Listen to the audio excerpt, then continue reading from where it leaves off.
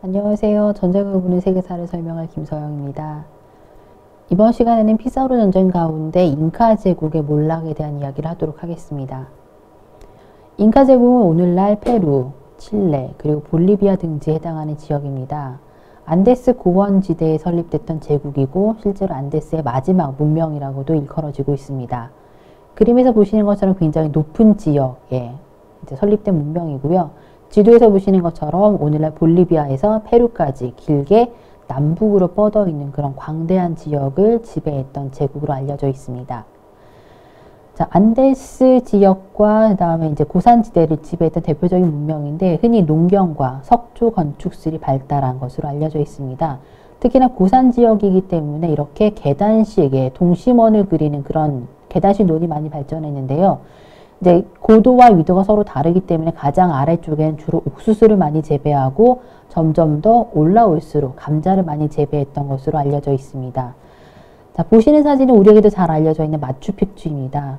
고원지대에 아주 큰 돌들을 지렛대를 이용해서 저런 큰 돌들을 위로 올린 다음에 저 돌로 신전이라든가 또는 집이라든가 왕궁이라든가 이런 것들을 건설했는데 사실은 어떻게 저런 돌들을 운반하고 저렇게 대규모의 건축물들을 지었는지에 대해서는 아직까지 굉장히 많은 논란거리를 제공하고 있습니다.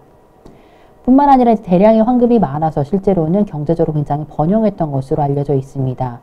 불행하게도 잉카는 문자가 전해지지 않기 때문에 실제로 이들이 어떤 생활상을 살았는지 또는 이들이 어느 정도나 사실은 경제적 부를 축적했는지에 대해서는 명확하게 알려지진 않았지만 이들이 남긴 여러 가지 유물이나 유적들을 보았을 때에는 상당히 많은 양의 황금 덕분에 경제적으로 굉장히 부유했던 것으로 추정해 볼 수 있습니다.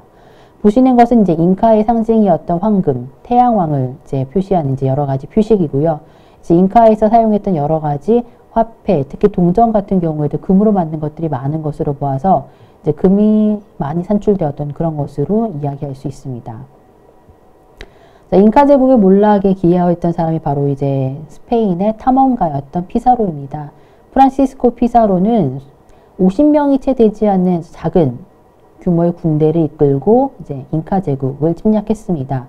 실제로 피사로가 잉카 제국을 침략했을 때 잉카는 굉장히 경제적으로 부유했었고 실제로 군사적으로도 이들과는 비교가 되지 않을 정도로 굉장히 강력하고 많은 수의 병력을 가지고 있었습니다. 그럼에도 불구하고 사실 잉카 제국이 몰락할 수 있었던 여러 가지 이유들이 있었습니다.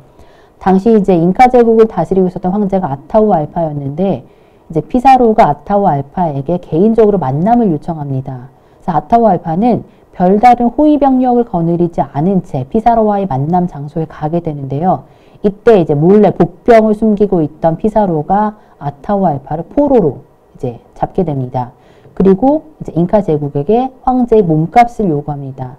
그러니까 여러 가지 사람들의 장신구라든가 이런 여러 가지 일상생활 속에서 금이 많다라는 사실을 알고 있었던 피사로는 황제의 몸값으로 방 하나를 가득 채울 만한 금과 은을 요구하고 실제로 사람들이 그 몸값으로 요구하는 금과 은을 제공해 줍니다. 하지만 피사로는 그 약속을 지키지 않았습니다. 아타우알파를 죽이고 실제로는 소수의 군대로 잉카 제국의 군대를 점령하고 결국 제국을 몰락하게 됩니다. 실제로 황제의 약속을 지키지 않고 황제를 멋대로 처형하고 그 다음에 결국 제국의 몰락을 길을 걷게 된 여러 가지 이유들이 있었는데 실제로 수십 명에 달하지 않는 스페인의 군대가 어떻게 수만 명에 달하는 잉카 제국의 군대를 그렇게 쉽사리 물리칠 수 있었을까에 대한 굉장히 여러 가지 견해들이 분분했습니다. 기존의 역사학자들은 스페인의 군대가 군사적으로 또는 굉장히 우월했기 때문이다 라고 주장하는 사람들도 있었고 또 하나는 스페인이 기독교를 믿고 있었기 때문에 그 기독교의 사실은 어떤 종교적인 원리라고 하는 것이다 라고 설명하는 사람들도 있었는데요. 최근에 많은 역사학자들은 그 당시 잉카 제국이 몰락했을 때 스페인인들이 유럽에서 아메리카로 건너갔을 때 그들과 함께 갔던 천연두가 잉카 제국 몰락이 굉장히 중요한 역할을 담당했다라고 설명하고 있습니다.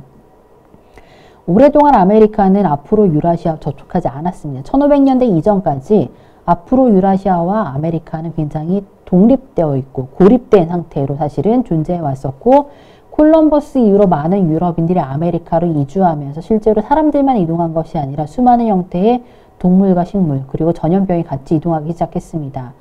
그렇기 때문에 아메리카 원주민들에게 천연두 또는 홍역 이런 형태의 앞으로 유라시아에서 만연했던 질병은 굉장히 새롭고 굉장히 치명적인 형태의 질병이었고 유럽인들이 가져갔던 천연두라고 하는 질병은 아메리카 원주민들에게는 태어나서 처음 경험하는 낯설고 굉장히 치명적인 질병이었다고 볼 수 있습니다.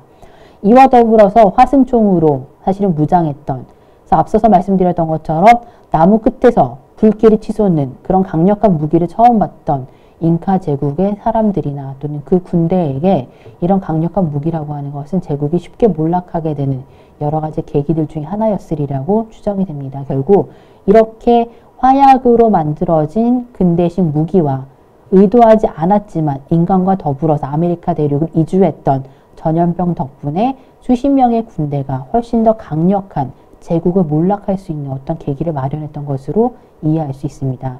이번 시간에는 강력한 군대와 막강한 경제적 부를 가진 잉카 제국이 스페인 군대에 의해서 몰락하게 된 여러 가지 원인에 대해서 살펴보았습니다. 감사합니다.